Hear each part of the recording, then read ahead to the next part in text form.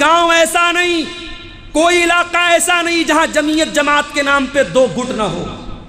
اس علاقے میں ایسے حالات بھی میرے سامنے آئے، مجھے جلسے میں بلایا گیا، دوسرے لوگوں نے کہا مولانا آئیے میری مسجد میں جمعہ کا خطبہ دے دیجئے۔ اب میں کیا جانوں بھائی کہ یہاں بھی راجنیتی چلتی ہے، سیاست چلتی ہے۔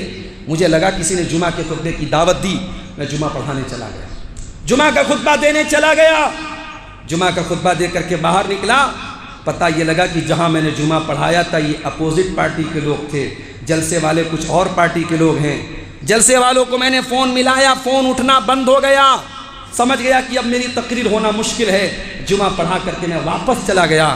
جلسے میں نام تھا، پوسٹر میں نام آیا تھا، پبلک انتظار کر رہی تھی، مگر آپس کی انا نے اور آپس کے جھگڑے نے ہمیں یہاں لا کے کھڑا کر دیا کہ ایک عالم کو، ایک مقرر کو ہم بلاتے ہیں اور بغیر تقریر کیے واپس لوٹنے پر مجبور کر دیتے ہیں۔ آپ کے اسی علاقے میں یہ حرکتیں بھی میں نے دیکھی۔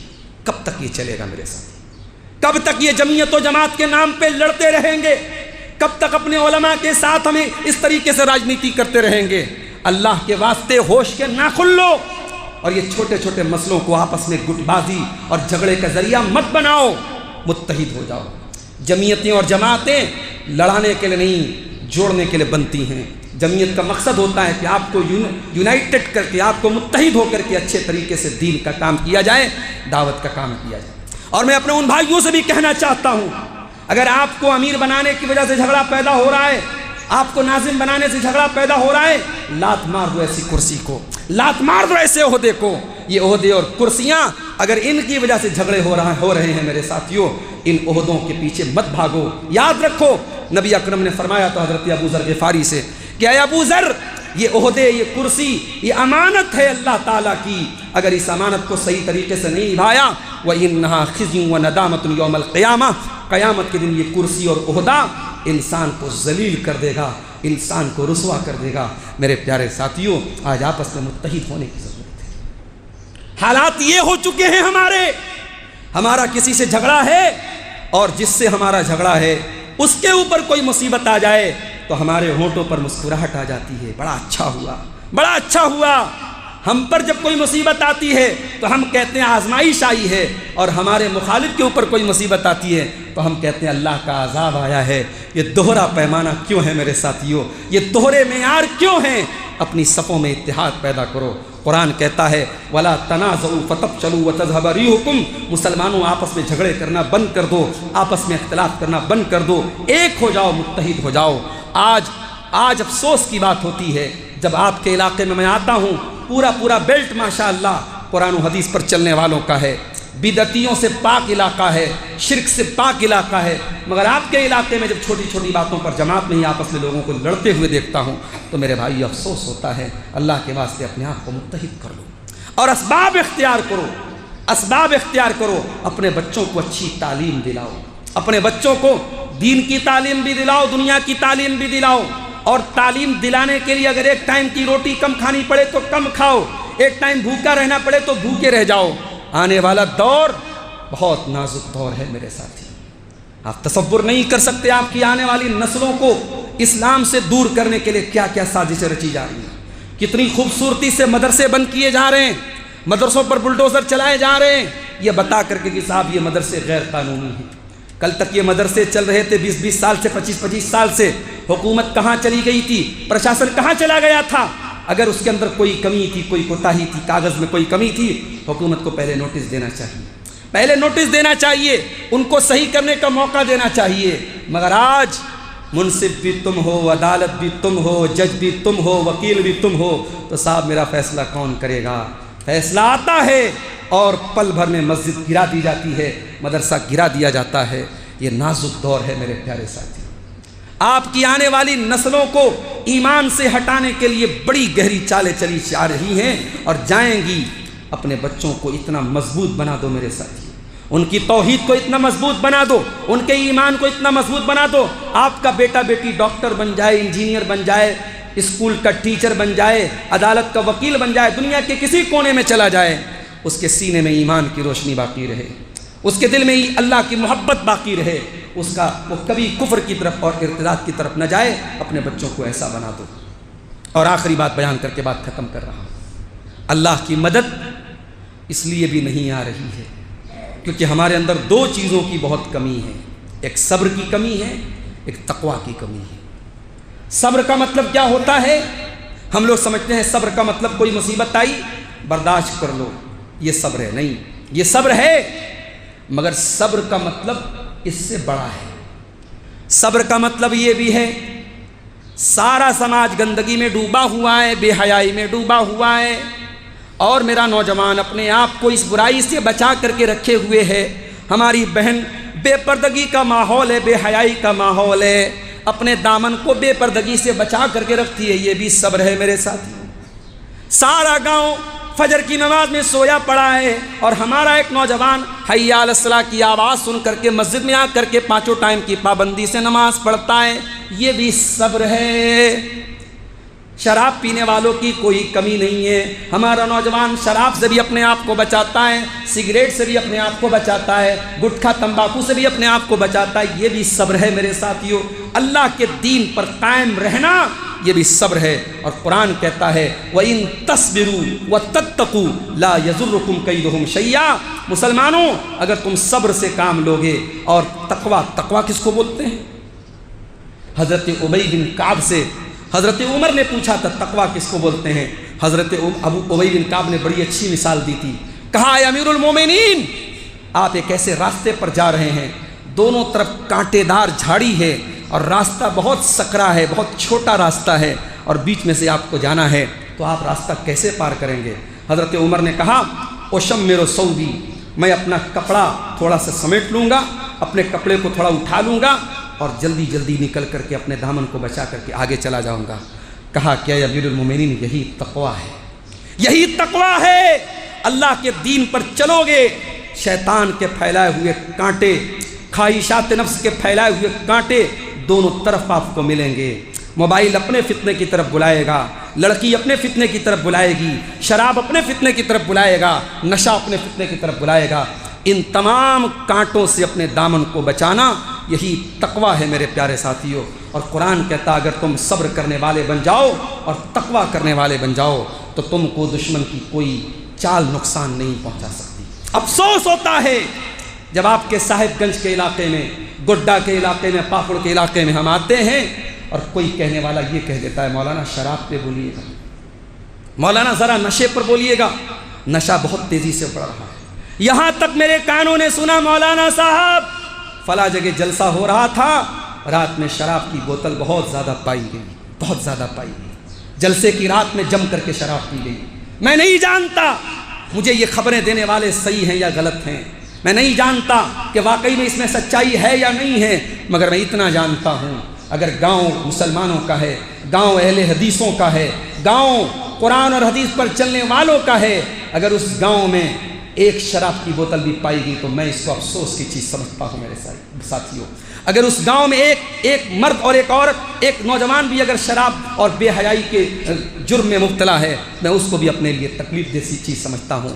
میرے عزیزوں، یہی پیغام آپ کو دے رہا ہوں، اللہ کے واسطے صبر کو اپنا لو، تقویٰ کو اپنا لو۔ یہ چند چیزیں ہیں، ان کے اوپر اگر ہم عمل کریں اللہ کی مدد ضرور آئے گی۔ اللہ سے دعا ہے رب العالمین ہمیں اپنے ایمان کو مضبوط کرنے کی توفیق عطا فرما۔ اے اللہ ہمیں گناہوں سے بچنے کی توفیق عطا فرما۔ اے اللہ ہم بہت خطا کار ہیں، بہت گنہگار ہیں، ہمیں اپنی اوقات معلوم ہے، ہمیں اپنی حیثیت معلوم ہے، ہمارے سینوں کے جو داغ ہیں اللہ تو جانتا ہے۔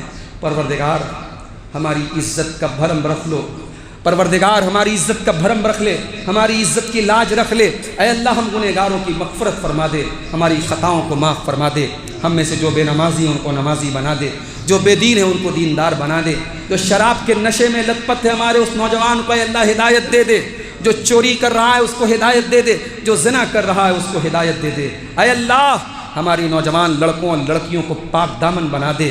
الہ العالمین جو بیمار ہیں ان کو شفا عطا فرما دے، جو روزگار سے پریشان ہیں ان کو نیک اور صالح بنا دے، اور اچھی روزی روٹی کا انتظام کر دے، حلال روزی دے دے، حرام۔ بزرگوں اور دوستوں، نوجوان ساتھیوں، پیارے بچوں،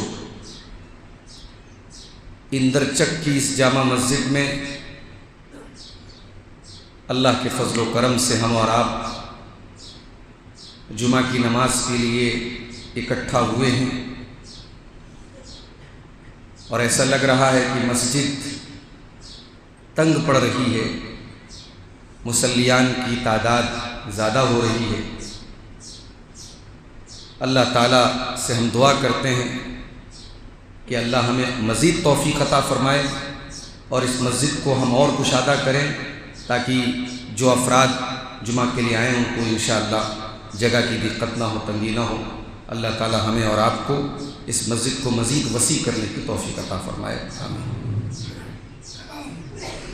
قرآن کریم کی ایک آیت میں نے آپ کے سامنے پڑھی ہے۔ اس آیت میں اللہ تعالیٰ نے ہمیں دو چیزوں سے روکا ہے اور ایک وعدہ کیا ہے۔ فرمایا وَلَا تَهِنُوا وَلَا تَحْزَنُوا، اے مسلمانوں تم کمزور مت پڑو،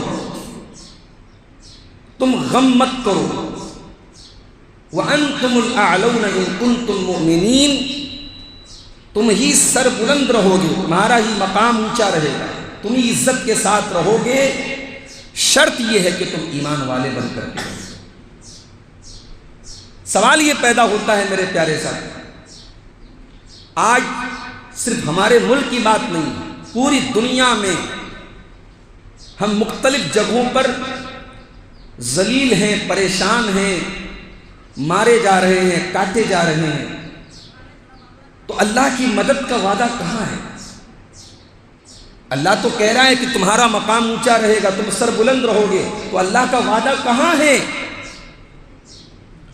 کیا نعوذ باللہ اللہ تعالیٰ اپنے وعدے کو بھول گیا ہے؟ نہیں، وما کان ربک نسیا، اللہ کبھی بھولتا نہیں۔ کیا نعوذ باللہ اللہ تعالیٰ نے جو وعدہ کیا تھا اللہ کا وعدہ سچا نہیں تھا؟ ایسا بھی نہیں ہو سکتا۔ وَمَنْ أَصْدَقُ مِنَ اللَّهِ حَدِيثًا، اللہ سے بڑھ کر کے سچی بات کس کی ہو سکتی ہے؟ وَمَنْ أَصْدَقُ مِنَ اللَّهِ قِيلًا، اللہ سے سچا قول کس کا ہو سکتا ہے؟ اللہ کا وعدہ سچا ہے میرے ساتھیو۔ اللہ نے قرآن میں بار بار وعدہ کیا ہے وَكَانَ حَقًّا عَلَيْنَا نَصْرُ الْمُؤْمِنِينَ، ایمان والوں کی مدد ہم ضرور کریں گے۔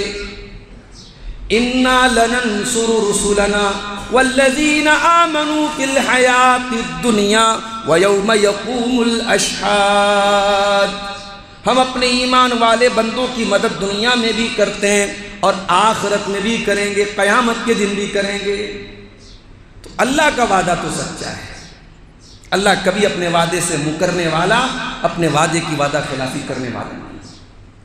فَلَا تَحْسَبَنَّ اللَّهَ مُخْلِفَ وَعْدِهِ رُسُلَهُ إِنَّ اللَّهَ عَزِيزٌ ذُو انتقام، اللہ کبھی اپنے رسولوں سے وعدہ کر کے وعدے کی وعدہ خلافی نہیں کرتا ہے میرے ساتھ۔ تو یہ جو اللہ کی مدد کا وعدہ ہے، یہ وعدہ کیوں پورا نہیں ہو رہا ہے؟ اللہ کی مدد کیوں نہیں آ رہی ہے اور اللہ کی مدد کب آئے گی؟ اس پر آج کے جمعہ کے خطبے میں ہم تھوڑی سی بات کریں گے، لیکن اس کو بیان کرنے کے پہلے ایک موٹی موٹی بات آپ کو یہ بتانا چاہتا ہوں کہ اللہ تعالیٰ نے اس کائنات کا کچھ اصول بنایا ہے، کچھ قاعدہ بنایا ہے، کچھ قانون بنایا ہے۔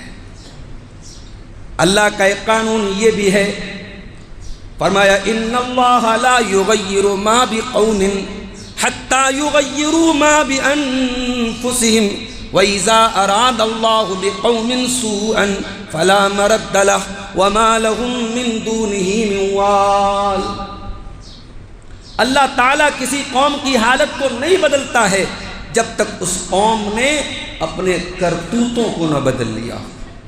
جب کوئی قوم اپنے کرتوت بدل لے، اپنے اعمال بدل لے، اپنی حرکتیں بدل لے، تو اللہ تعالیٰ اس قوم کی پرستھتی کو بھی بدل دیتا ہے، اس قوم کے حالات کو بھی بدل دیتا ہے۔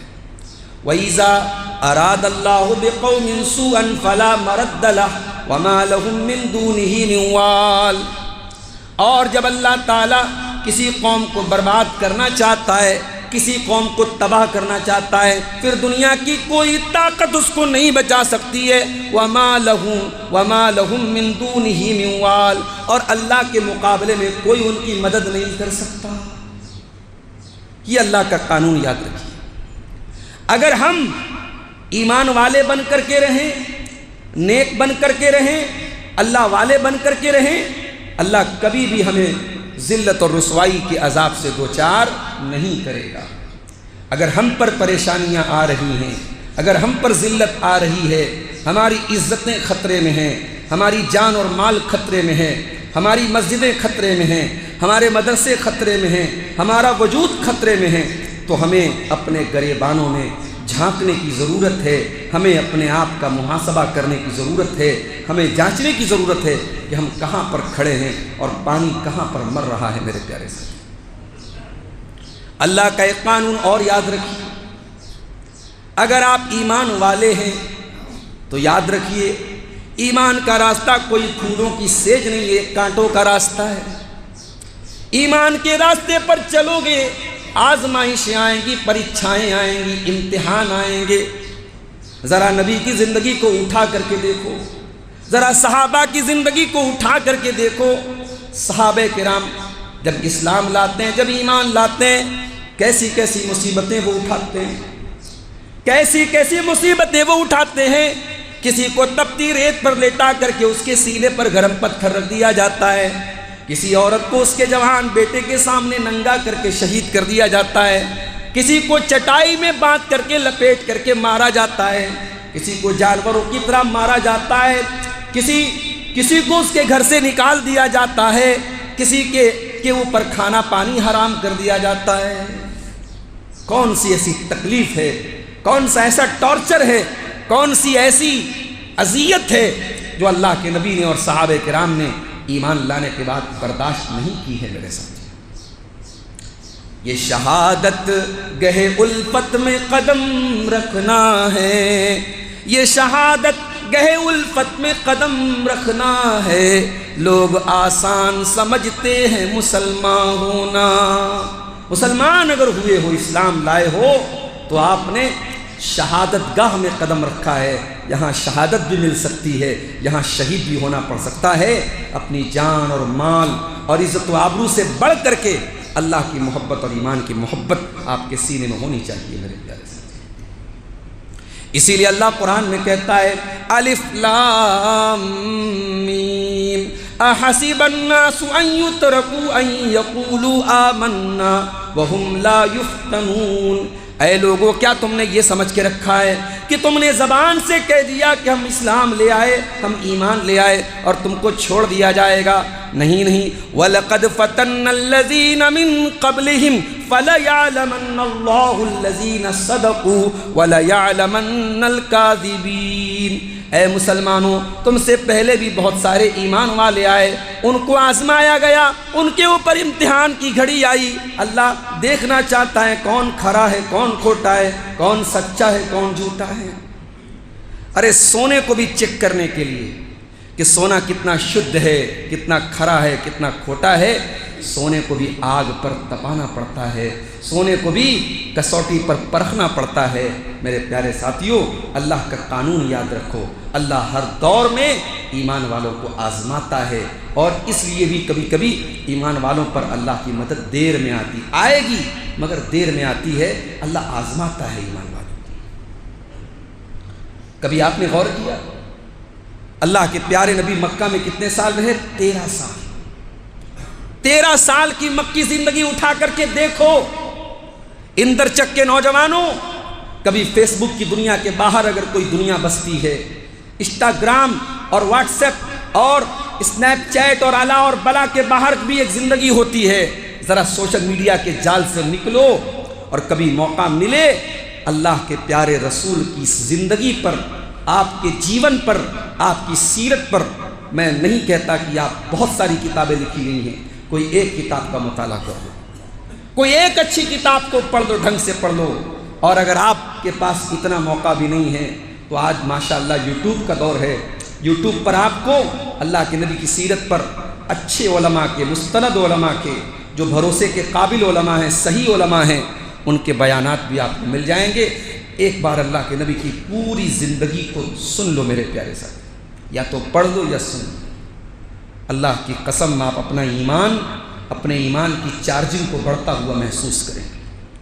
جب آپ نبی کی زندگی کو پڑھیں گے، جانیں گے، سنیں گے، آپ کے ایمان میں جہاں جہاں اندھیرا ہے وہاں آپ روشنی محسوس کریں گے، جہاں جہاں آپ کا قدم بہکتا ہے وہاں پر آپ کو لگے گا کہ نہیں، ہمارے نبی نے اتنی تکلیفیں اٹھائیں، نبی کے صحابہ نے اتنی تکلیفیں اٹھائیں، اور ہم اور آپ کہاں کھڑے ہیں۔ میرے پیارے ساتھیوں، 13 سال نبی کی مکی زندگی کو جا کر کے دیکھیے آپ، 13 سال میں صحابہ نے اور نبی نے کتنے دکھ جھیلے ہیں، کتنی قربانیاں دی ہیں، ہم اور آپ تو سوچ بھی نہیں سکتے، تصور بھی نہیں کر سکتے۔ یہاں تک حالات آئے تھے 3 سال تک اللہ کے نبی اور آپ کے خاندان کا سوشل بائیکاٹ کیا گیا۔ اللہ کے نبی کے پورے خاندان کو سماج سے کاٹ دیا گیا، کسی کو اناج کا ایک دانہ بھی نہیں دیا جائے گا۔ مکے میں اناج آتا ہے، سارے گھروں میں جاتا ہے، محمد رسول اللہ کے خاندان والوں کو اناج کا ایک دانہ بھی نہیں دیا جاتا ہے۔ شیب ابی طالب میں اللہ کے نبی کے پورے خاندان کو قید کر دیا گیا، محصور کر دیا گیا۔ 3 سال تک محمد رسول اللہ کے خاندان کا سوشل بائیکاٹ کیا گیا۔ حالات یہاں تک پہنچ گئے، بچے بھوک سے بلکا کرتے تھے، مائیں رویا کرتی تھیں، پورے مکہ میں بچوں کے رونے کی آوازیں آیا کرتی تھی۔ ان ظالموں کے دل میں ذرہ برابر ترس نہیں آتا تھا، رحم نہیں آتا تھا۔ پیڑ کے پتے چبا چبا کر اور چمڑے چوس چوس کر کے محمد رسول اللہ نے اور آپ کے خاندان والوں نے وہ 3 سال گزارے تھے۔ میرے پیارے ساتھیوں، وہ دور بھی نبی نے دیکھا۔ آپ گھبرائے نہیں کہ اے اللہ میں تو تیرا سچا نبی ہوں، تیرا سچا رسول ہوں، اے اللہ تیری مدد کیوں نہیں آ رہی ہے؟ اللہ کی مدد کا وعدہ تھا، مگر مدد کو اپنے ٹائم پر آنا تھا، مدد کو اپنے ٹائم پر آنا تھا۔ 13 سال میں اللہ کی مدد نہیں آئی۔ وہ دور بھی آپ دیکھیے، اللہ کے پیارے نبی مکہ سے 100 کلومیٹر دور طائف جاتے ہیں۔ طائف کی سرزمین پہاڑوں کے بیچ میں رہتی ہے۔ اللہ کے پیارے نبی طائف میں جا کر کے اسلام کی دعوت دیتے ہیں، اسلام کی تبلیغ کرتے ہیں۔ آپ وہاں جا کر کے لوگوں کو اسلام کی دعوت دیتے ہیں، کوئی آپ کا کلمہ پڑھنے کو تیار نہیں ہے، کوئی اسلام لانے والا نہیں ہے، کوئی آپ کو نبی ماننے والا نہیں ہے۔ اللہ کے نبی 1 ہفتہ تک طائف میں رہتے ہیں۔ جب آپ مایوس ہو جاتے ہیں، طائف سے واپس جانے لگتے ہیں۔ طائف کے بدبختوں نے، بدماشوں نے دیکھا محمد رسول اللہ واپس جا رہے ہیں۔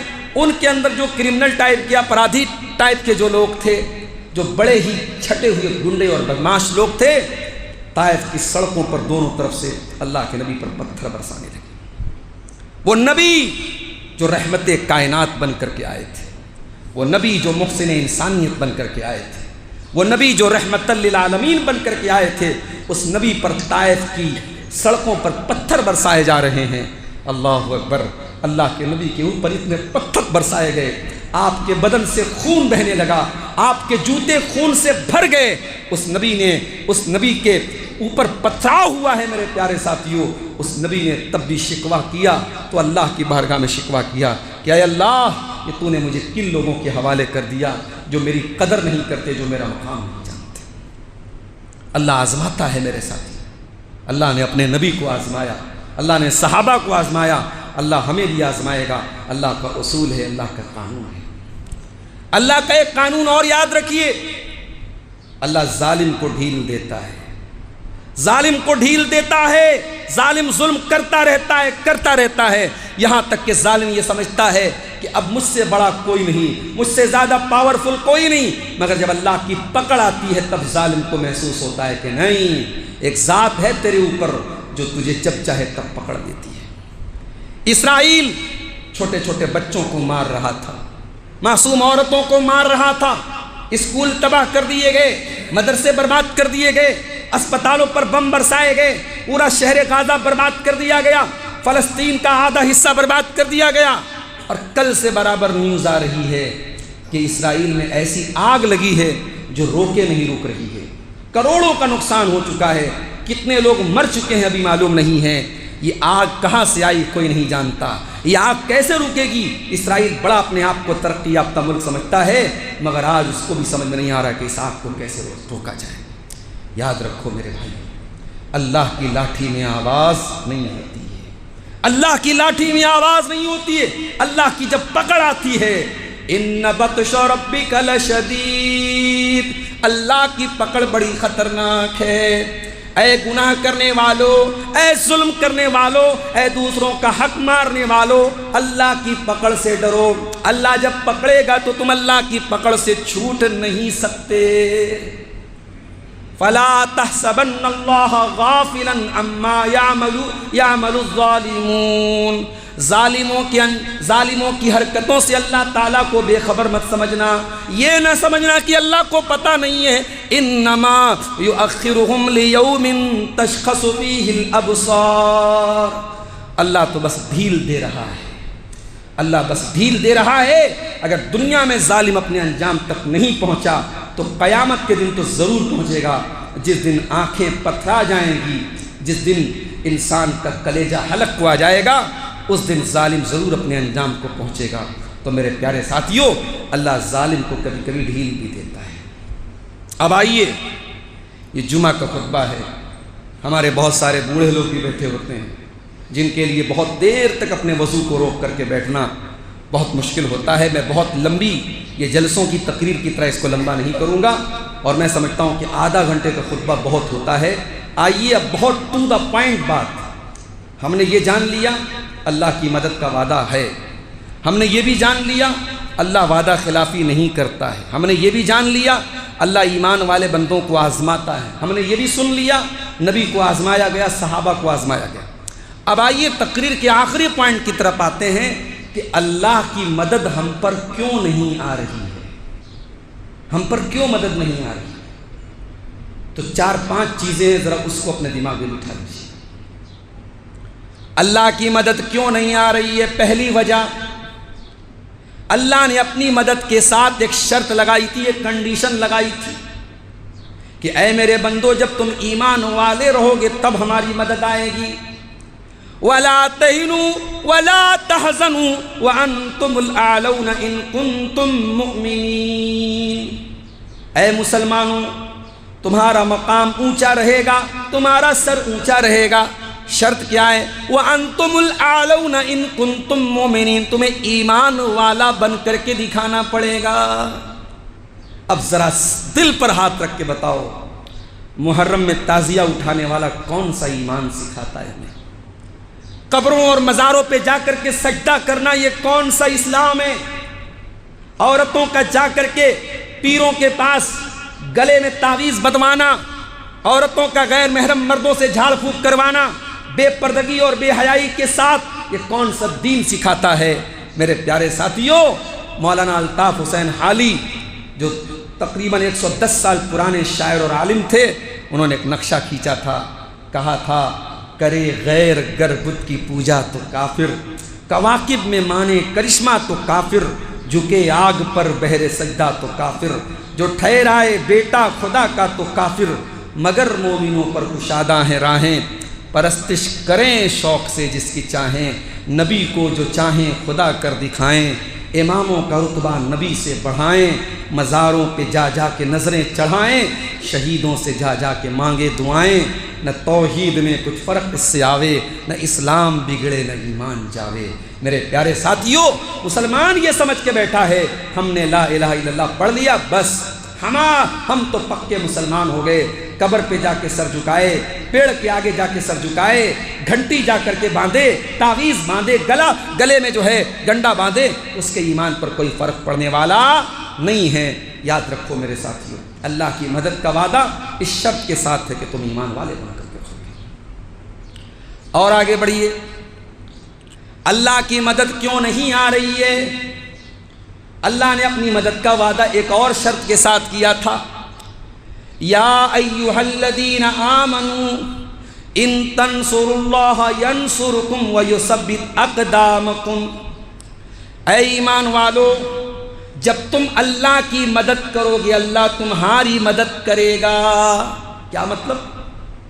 ہماری اتنی اوقات ہے ہم اللہ کی مدد کر سکیں؟ نہیں، اللہ کو ہماری مدد کی کوئی ضرورت نہیں ہے۔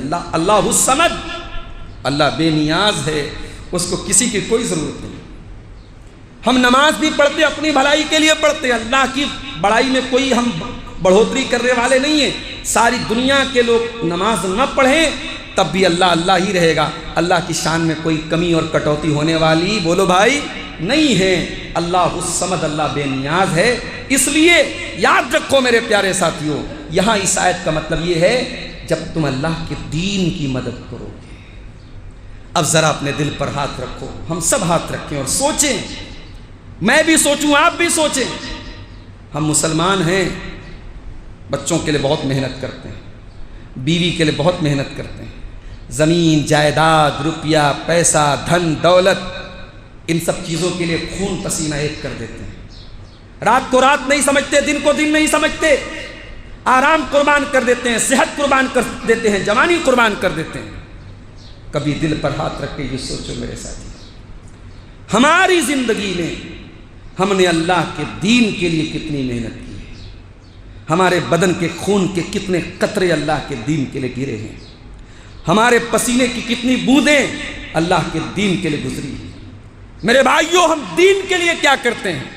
معاف کرنا، دین کے لیے کچھ کرنے کے لیے ضروری نہیں کہ آپ عالم بن جائیں، آپ جو ہے مدرسے میں پڑھائی کریں تبھی آپ دین کے لیے کچھ کر سکتے ہیں، آپ ڈاکٹر ہیں تب بھی آپ دین کے لیے کام کر سکتے ہیں، آپ مدرسے میں اسکول میں ٹیچر ہیں تب بھی آپ دین کے لیے کام کر سکتے ہیں، آپ بزنس مین ہیں تب بھی آپ دین کے لیے کام کر سکتے ہیں، آپ محنت مزدوری کرنے والے ایک عام انسان ہیں تب بھی آپ دین کے لیے کام کر سکتے ہیں۔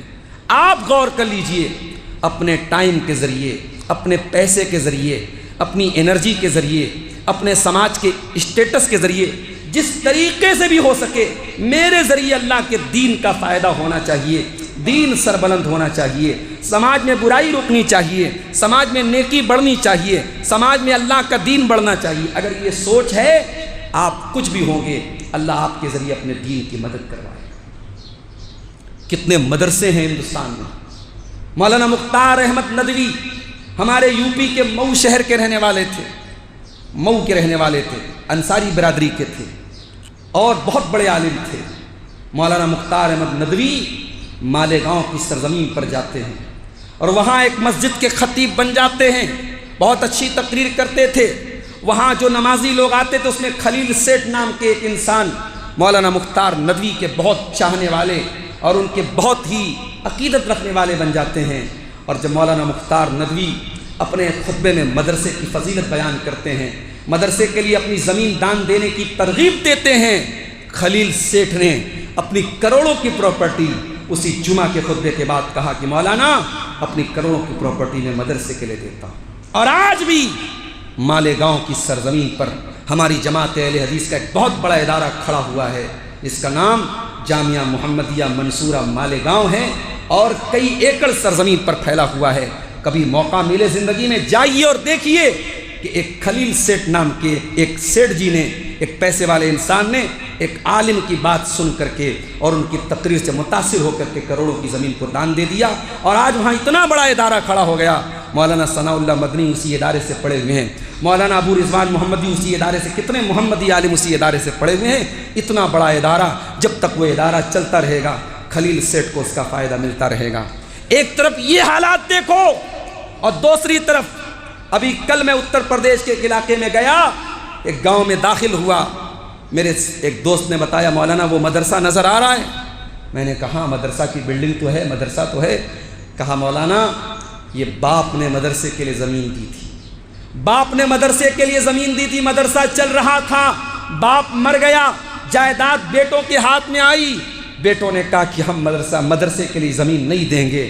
باپ نے زمین مدرسے کے لیے دی تھی، مدرسہ چل رہا تھا، بیٹوں نے آ کے تالا لگا دیا اور مدرسہ نہیں چلنے دیا۔ ایسے نمک حرام اور ایسے نالائق اولاد بھی آج کے دور میں جنم لیتی ہے۔